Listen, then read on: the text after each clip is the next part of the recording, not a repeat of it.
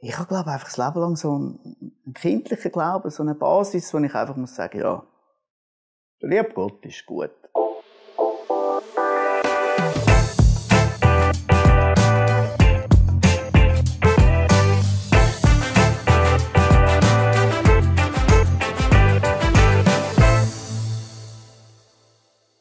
Vielleicht mögt ihr euch noch besinnen, wie das Talkjahr hier bei LiveNet losgegangen ist. Anfangs Januar haben wir nämlich gerade den Rudi Osuran hier als Gast gehabt, als allerersten LiveNet-Talk. Also haben wir so den abtretenden Fenster zum Sonntag Talkmaster hier gehabt, sozusagen. Und jetzt kommt der Neue, den wir euch gerne einmal vorstellen wollen, der in die Fußstapfen reintritt. Und das ist der Martin Diener, den ich heute als Gast begrüßen darf.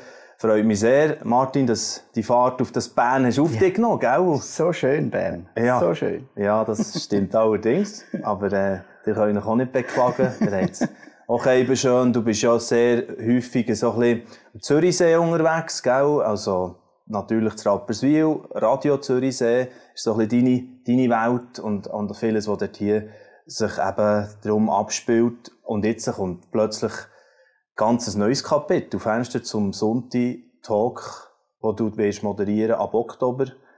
Was ist das einfach so gefühlsmässig, was bei dir abgeht, jetzt in dieser Zwischenzeit, wo man weiss, es kommt? Ja, es ist so ein Nervenkitzel. Also, es fühlt sich sehr gut an. Halt auch viel Neues. Ich weiss nicht, wie das geschaffen wird, wie es dann ist, wenn Reaktionen kommen von den Zuschauerinnen und Zuschauern. Aber positiv. Ich bin richtig, manchmal habe ich schon auch ein bisschen Angst vor meinem eigenen Mut.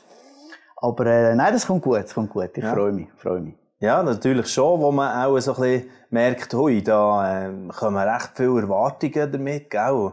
Ich habe dir doch auch mal geschrieben, wo du hast gerade frisch bekommen, die Zusage, oder es schnell kommuniziert worden ist, jetzt übernimmst du aber das Flaggschiff, wirst du der Mann vom... Ja, und das habe ich gar nicht gern gehabt. Hast du nicht gern? Nein, also, no pressure, also... Sorry. Nein, also... Ja, ich nehm mich halt nicht so wichtig. Mhm. Also, das ist, ich bin gern der, wo am Feiertag am Sonntag die Fragen stellt, aber, Flaggschiff, also, dass ich der Kapitän von dem Flaggschiff werde, das sehen wir dann. Das sehen wir dann. Das ist es so. Aber ist es für dich jetzt auch die Situation, wahrscheinlich kommst du jetzt ein bisschen und eben alle wollen ein bisschen wissen, wer ist denn jetzt der neue Mann vom Fenster zum Sonntag, wo Rudi Osuran beerbt, weisst, bist du mal auf der Seite vom Interviewten. Wie ist das so? Fühlt sich das an? Fühlt sich auch gut an, wenn du gute Sachen fragst. Probieren. Nein, aber ich bin natürlich schon lieber auf der anderen Seite. Okay. Ja, weisst, also, ich kann ja auch noch so, scherzhaft den Einstieg machen. Ich habe ja noch Moderationskurs gemacht bei dir. Oh, oder? Also wenn ich die Moderation versaue, oder? Dann halt. Ich bin an allem schuld. Ich nehme alles auf mich. Gut, also. Gut, jetzt das nur Spass beiseite. Wenn wir das überhaupt können. Weil du bist natürlich schon einer, der sehr auch das Humorvolle, immer wieder lebt und liebt. Also, wenn man schon eine Morgenshow macht im Zürichsee, nimm ja, ist das sowieso, gehört das zum Profil. Wie ist echt da sitzen, weisst, in die eher ein bisschen andere Rollen reinzukommen, wo die tiefen Gespräche sozusagen gefragt sind? Ja, das ist auch die grosse Herausforderung für mich. Also, ich bin grundsätzlich als Mensch bin ich schon eher auf der Judy-Hui-Seite vom Leben. Aber ich mag schon auch den Tiefgang. Also ich habe viele Interviews gemacht bei Radio Zürichsee oder auch sonst. Und dort habe ich schon auch immer geschaut, dass der nötige Tiefgang drin ist, dass man einmal nicht einfach nur fragt, ja, sondern Ja. Und aber wie denn das wird, im Fernsehen und so, da müssen wir vielleicht dann viel arbeiten dran, aber ich bin zuversichtlich, dass das sehr, sehr gut kommt. Ja. Du musst plötzlich switchen von den Büsi-Geschichten im Radio und Taylor Swift und dann kommst du eben wirklich in eine ganz aber das habe ich auch noch gern. Also wobei ich habe früher beim Radio Zürichsee schon immer gesagt, Radio ist eigentlich da, um das ganze Leben abzeichnen. Eben nicht nur Taylor Swift und die Unterhöschen von der Britney Spears, sondern einfach das ganze Leben. Und da gehört dann eben auch Sterben dazu, Krankheit. Einfach das haben wir schon immer auch gehabt am Radio. Aber es ist natürlich schon eher auf der Entertaining-Ebene daheim. Stimmt schon. Ja. Und eben, du hast schon in mehreren Interviews gesagt, dich faszinieren Menschen und ihre Geschichten. Und das passt hier natürlich völlig rein. Und darum ist das schnell mal klar gewesen, hey, die Stelle, die sie ausgeschrieben war, wow, da passt der Martin Diener her. Für dich klar gewesen? Für mich ist es nicht so schnell, so richtig, wirklich hart klar gewesen. Ich habe mir das schon gut überlegen. Wollte ich der Captain von dem Flaggschiff werden? Wollte ich in das fromme Schaufenster stehen? Wollte ich mich da exponieren? Also, ich glaube, von der Bühne her, von der Arbeit her, zum mit Leuten reden, zum Leute nach ihren Erlebnissen, nach ihren Glaubenserlebnis ausfragen.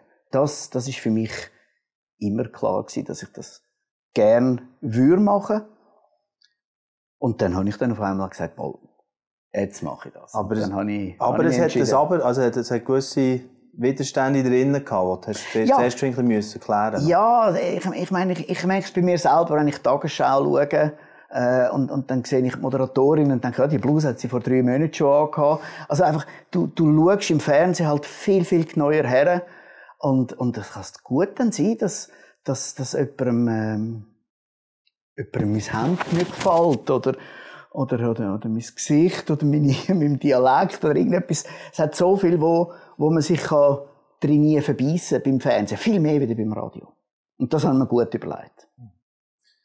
Was wäre denn so das, was du dir im Moment vorstellst, das ist die Note, die ich gerne reinbringen in die Sendung? Oder ich will es einfach weiterführen, wie es vorher gelaufen ist, schon seit je und je, man kann auch ein Weg sein.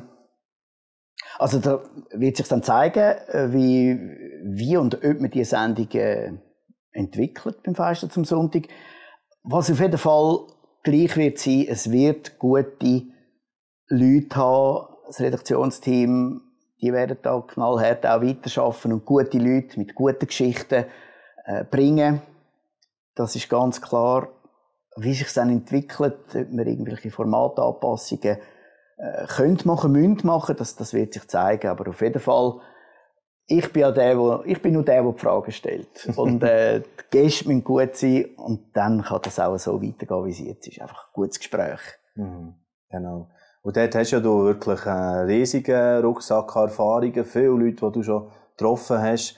Ich sehe aber, wenn irgendwo wieder so einen Talk hast mit vielen Gästen im Publikum, also auch wirklich so öffentliche Talks mit prominenten Komikern oder Musikern oder so, Showbusiness, eben eher so in die Richtung. Promi?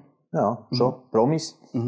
Und was zeichnet das so ein bisschen die Interviewstil aus? Jetzt vielleicht noch ein bisschen mehr von dieser Seite gefragt. Es ist natürlich etwas anderes, ob ich mit einem Comedian ein Interview mache. Oder mit jemandem, der schwer krank ist, der ein Kind verloren hat oder was auch immer. Das ist, ich glaube, so die angepasste Interviewhaltung, die ist wichtig. Also, dass ich am Comedian kann ein guter Comedian-Frager sein und den Leuten mit schweren Geschichten kann dort auch ein guter Interviewer sein. Vielleicht ist euch auch schon aufgefallen, dass auf diesem YouTube-Kanal keine Werbung läuft. Das hier ist die einzige Werbeunterbrechung. Mit unseren Social-Media-Plattformen generieren wir keine Einnahmen. Darum sind wir auf Spenden angewiesen. Herzlichen Dank, dass ihr uns finanziell unterstützt und es so möglich macht, dass noch mehr Menschen im Glauben ermutigt werden und Orientierung finden zu aktuellen Themen. Unten in der Infobox findet ihr alle Informationen zu den Spendenmöglichkeiten. Jetzt wünsche ich euch weiterhin viel wertvolle Impulse mit diesem Video hier und den weiteren Videos auf diesem Kanal. Genau, also du hast ja eigentlich über 20 Jahre jetzt Erfahrung im Bereich Moderation, Moderationsleitung. Es bringt mich noch ein bisschen auf den Punkt, also du bist eigentlich schon gewöhnt, eben im Wind ausgesetzt zu sein und auch Verantwortung als Chef zu übernehmen. Was würdest du von dir selber sagen? Was bist du für einen Chef jetzt auch gesehen? Was bist du für also das sagt ja auch viel über eine Person manchmal aus. Gesehen kannst du recht, gell? Weil das gehst, glaube ich, ab, die Moderationsleitung. Ja, die Moderationsleitung gebe ich ab. Mhm. Und ja, also wenn ich als Chef bin, müsste man natürlich meine Liebeigenen fragen. Nein, also ich weiss von mir, dass ich wahrscheinlich viel zu lieb bin. Also ich bin also ich habe nie einen Führungskurs gemacht, nie eine Managementschule gemacht. Also ich habe einfach gerne so, ich habe so geführt, wie ich glaube auch gerne würde geführt werden. Mit viel Liebe. Wahrscheinlich meistens auch zu weich gewesen. So ein bisschen zu lang gewartet mit Bouldern. Und dann musste ich gleich bouldern, wenn es sich nicht ausgewachsen hat von allein. Also, ja. Aber das ist, also ein bisschen in alle Richtungen. Weisst du, das Liebe, das geht, ja. Ich glaube schon. Auch zu dir ein Stück weit. Das ist auch ich bin manchmal auch sehr gnädig mit mir. Ja. Ich bin auch mit mir viel zu lieb manchmal. Das sind ja viele Leute nicht. Viele sind ja eher so, oder selbstkritisch und oder sich selber. Das ist schön. Das bringt nichts. Aufhören. Nein. Nein, also mit mir bin ich bin mit mir lieb, ich bin mit meinen Untergebenen und Untergebninnen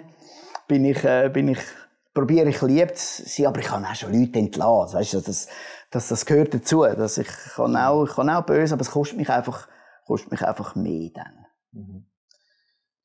Genau, du bist ja vom Namen her auch noch, das ist noch ein spannender Punkt, hat mich mehr bei Vorbereitung drauf gebracht. Also viele sagen, ich glaube, Dienung auch so in deinem Umfeld, aber Diener als Name, wie hart ist der Name auch Programm für dich? So ein bisschen, jetzt auch in dieser Rolle oder allgemein in deinem Leben? Müsste ich jetzt natürlich fragen, wie man das Leben als Wüterich, als kannst Nein, also, Diener, ein Diener aller, das finde ich lässig. Ich finde das ein lässiger Name. Und Name mag Programm sein. Und ich habe jetzt gerade lachen, meine Kinder sind da so im Modernianlager gewesen. Und dann hat es ein Lied gegeben, jeder kann ein Diener sein. Und dann habe ich immer Pfui für ihn gerufen. Nein, also hier ist er, genau, so. Nein, und dann meine Kinder dann natürlich, die auch Diener heissen, haben natürlich dann auch so ein bisschen da schmunzeln. Und, nein, also Name, finde ich, kann gut Programm sein bei mir. Mhm. Gut. Eben, ich habe ja gesagt, eingangs, wir wollen heute dich ein bisschen kennenlernen. Und ich habe mir da halt alle Freiheit, doch ein bisschen so zu fragen. Was ist denn etwas vom Mutigsten, was du würdest sagen, was du bis jetzt in deinem Leben gemacht hast?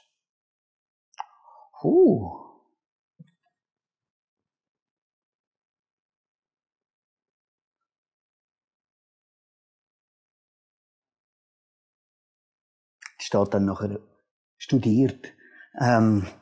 Mutig? Ich bin eigentlich ein Schisshals. Ja, komm jetzt. Ich bin eigentlich ein Schisshals. Also, weißt du, mutig, ich kann mit Radio Zürichsee schon Bob fahren, ich kann mit Radio Zürichsee schon Fallschirm springen, ich kann für Radio Zürichsee die neue Bahn im Europapark testen. Einfach, wenn das mutig ist, dann ist es das. Aber es gibt ja auch viel zwischenmenschliche Sachen, die Mut brauchen. Im Sinne von etwas ansprechen, wo... Ja. So, oder auch Situationen annehmen und umsetzen. Das braucht vielleicht manchmal auch Mut, ja.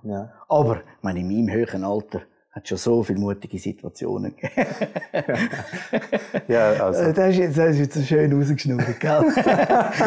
Also, Hochalter, was jetzt, 54, gell? Ja. Jetzt, wo du das antrittst, die neue Aufgabe, können wir ja auch noch so offenlegen bei denen, die da so in der Öffentlichkeit stehen. Und was ist denn auch noch etwas ich stelle jetzt gleich noch mal so eine Frage, die ihr vielleicht lange überlegt. der Martin Diener. Aber wir haben ja Zeit. wir nehmen es die heute, auf jeden Fall. Etwas vom Schwierigsten, was du hast zu meistern gehabt, das wird ja eine Frage sein, die du sowieso sehr häufig antriffst in diesem Talk-Format «Fenster zum Sonntag». Und also beim Rudi Josuran ist es nämlich auch stark um das gegangen. Und er hat erzählt, ja, es ist auch viel, was er selber hat durcherlebt und durchgemacht. Aber muss ja nicht eine Grundlage sein für ein gutes Gespräch. Aber was ist bei dir so? Ich glaube, ich habe in meinem Leben schon ein paar Sachen auch gehabt, wo ich lang dran gecatcht habe, wo ich lang brüllt und geschumpfen habe. Und ich glaube, das macht einem schon tiefgründiger, demütiger. Dass man das auch weiss, aus eigener Erfahrung, wie es einem gehen kann, wenn es einem schlecht geht. Und wenn du mich fragst, was am meisten zu catchen hatten, ist sicher, wo unsere Ehe auseinandergeht, ist, das hat mir richtig fest wehgetan. Ja. Das ist eine Niederlage gewesen. Ist nicht so geplant gewesen. Und du mich fragst, das ist das, was mir am meisten zu arbeiten gemacht hat. Ja. Wo die aber ganz offensichtlich, sonst würdest du jetzt nicht hier hocken und die Talksendung starten, was sie nicht hat weggebracht vom Glauben. Ja, das bringt es bei mir nicht weg. Das ist irgendwie so ein bisschen, also ich habe gerne theologische Höhenflüge und biblische Auslegungen und so. Aber für mich privat, persönlich, ich habe, glaube ich, einfach das Leben lang so einen kindlichen Glauben, so eine Basis, wo ich einfach muss sagen, ja, der liebe Gott ist gut. Das bringe ich nicht weg. Von wo kommt denn das her? Ist das im Familien? Ja, also ich glaube, es ist so etwas mit Grundvertrauen in der Familie zu tun. Also wir haben sehr gute Familie. Meine Eltern und meine Geschwister, die haben ein super Verhältnis. So das Grundvertrauen ist einfach immer da. Und ich liebe das auch, Familie. Also ich gerne heute noch, jeden Montag gehe ich um 8:45 zu meinen Eltern einen Kaffee saufen. Und dann reden wir über das Leben. Und das ist einfach, saufen sollte man, glaube ich, nicht sagen. Ja, ist gleich. Also im Zürich Oberland darf man das sagen. Das ist wie Golfen. Das ist nicht negativ. Wir haben nicht so strenge Regeln, was das jetzt betrifft. Ja. Das ist ein Zeug. Das Fenster zum Sonntag hören wir dann auf mit dem. Ja. Dann gehe ich einen Kaffee trinken. Genau. Und Familie ist sehr wichtig. Und es ist lustig, mein Vater ist, also meine Eltern sind Bauern. Und mein Vater hat Schäfe. Und von dem her, ich habe schon ein paar Mal gesagt, wenn ich ein Schaf wäre, würde ich bei meinem Vater ein Schaf sein. Und ich meine, die Bibel ist ja voll von Psalm 23 und Johannes 10, all die Schafbilder. Und das ist so wichtig gewesen für mich in meinem Leben, einfach zu sehen, dass mein alter Herr daheim ist ein guter Hirt, also ist der da oben auch ein guter Hirt. Also ich habe gute Vorbilder gehabt, gute Modelle gehabt, gute Muster gehabt. Und darum ist das einfach, von dem kommt das wahrscheinlich da die Grundbasis. Wow. Was für ein Geschenk. Hey, wenn man das darf sagen, wirklich, wenn der Vater zulässt oder so schaut noch. Ja. So schön. Genau. Los Martin, ich habe noch im Live-Net-Team deutlich gefragt, hey, wenn ihr jetzt könntet, den neuen Fenster zum Sonntag-Moderator noch ein bisschen ausquetschen, was würdet ihr dem für Fragen stellen? Und die platzieren jetzt gerne auch noch an diesem Moment. Und das ist so ein bisschen gekommen, ja, wie gestaltet ihr eigentlich so seine Work-Life-Balance? Hat jemand Wunder genommen? Ich glaube, jetzt kommt wieder so ein gesalbtes Wort. Also, wenn der Beruf Berufung ist, dann ist es nicht Schaffen, dann ist es Freude. Und ich bin jetzt 25 Jahre bei Radio Zürichsee und ich kann, glaube ich, sagen, wir haben nicht einen Tag gestunken, um zu arbeiten. Jeden Tag gern arbeiten, weil es abwechslungsreich ist, weil es mit guter Musik, einfach mit allem bestückt ist, wo für mich keine Arbeit ist. Und ich kann an einem Freitag gar nicht schnell ins Mail rein, tu schnell etwas löschen, tu schnell ein Mail delegieren, tu schnell ein Mail beantworten. Bam. Das ist für mich nicht Schaffen. Und von dem her, gibt es die Abgrenzung gar nicht so? Es ist vielleicht auch so ein bisschen etwas Neumodiges, wo ich bei mir nicht drin habe. Vielleicht auch von den Eltern, die haben einen Bauernhof, die müssen jeden Tag, die sind jetzt 75 und 80 oder 76 und 81 das Jahr und haben immer noch 100 Chefs. Die sind immer noch jeden Tag am Krüppeln. Also, Chapeau. Und es ist vielfach auch gar keine Frage gewesen, ja, wie geht's jetzt mir? Und, jetzt habe ich 5 Tage am Stück geschafft, jetzt muss ich noch für eine einspringen, die krank ist. Einfach, so, wenn man es gerne macht, dann ist es kein Stress. Ja. Ja, jetzt müssen Sie damit leben beim Radioteam, dass Sie den Martin Diener ein bisschen weniger haben. Ja, aber ich springe immer noch ein, wenn es muss sein. Ja. Schön. Jemand hat gefragt, wie lange hast du vor, das zu machen? Das ist eine lustige Frage eigentlich. Das ist eine lustige Frage. Also, ich meine, rechnen, ich werde jetzt am 55 im September. Plus 10 Jahre gibt 65 und dann viel. Nein, ich weiss es wie nicht. Also, es ist ja, ich bin ja die eine Seite, aber die andere Seite muss ja zufrieden sein. Genau. Und jemand hat auch noch gefragt, zwar vorher schon ein bisschen angeklungen, du hast es schon ein bisschen erwähnt, vor was hast du am meisten Respekt, auf die Herausforderung schaust? Ja, von Tiefschlägen. Von dass Leute, die das nicht gut finden, was ich mache, was Feister zum Sonntag macht, wenn es gerechtfertigte Kritik ist, sehr gern. Bitteschön. Yes, please. Aber wenn es einfach ist, irgendwie, bam, zack, irgendwie auf den Mensch, nein, da habe ich nicht so, das muss ich wahrscheinlich noch lernen, um mich da abgrenzen und zu sagen, ja, eben, das ist das, was ich vorher gesagt habe, wenn du im Fernsehen bist, dann schauen dir einfach alle wirklich da und sagen, jetzt wieder noch mehr graue Haare. Ja. Oder wie reagiert ihr in einer gewissen Situation und alles. Genau, das ist das, wo ich am meisten Respekt habe. Ja. Würdest du sagen, dass jetzt der Zeitpunkt, wo du jetzt in die Aufgabe hineinkommst, weißt, und so die Ära sozusagen, die jetzt kommt, ist eine schwierigere, rein schon vom ganzen Medienkonsum, von der Anspruchshaltung, die die Leute vielleicht haben, als den, wo der Rudi so antreten hat, oder anders ist es ja auf jeden Fall, oder? Social Media, alles, was sich neu verändert hat. Wir haben Corona-Hindernis. Was denkst du dazu? Ist sicher anders. Also die ganze Medienwelt ist extrem im Umbruch. Ja, aber ich nehme das einfach. Also manchmal denke ich schon, was ist das für eine Zeit gewesen, wo man noch nicht jedes Cordon Bleu fotografiert hat und auf Social Media geteilt hat. Ich denke, wir müssen einfach uns bewusst sein, dass es vorwärts geht. Also wir müssen führen leben. Zurückschauen ist meistens nicht so gut und wir müssen schauen, wie es jetzt ist und dort einfach uns die aktuelle Situation nehmen und aus der das Beste machen.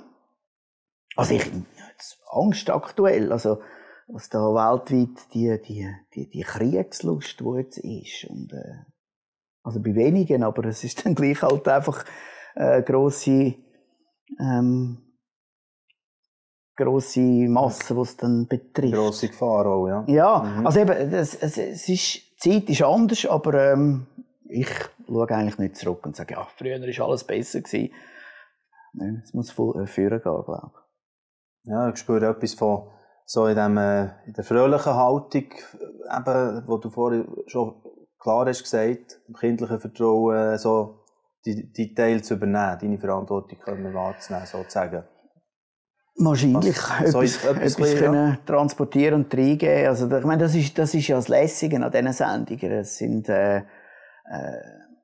positive Geschichten, die meistens positiv rauskommen. Und wenn es nicht positiv rauskommt, dann hat es gleich noch etwas Positives. Und das wird auch in Zukunft weitergehen, dass man gute Geschichten recherchiert und gute Interviewpartnerinnen und Partner herbringt.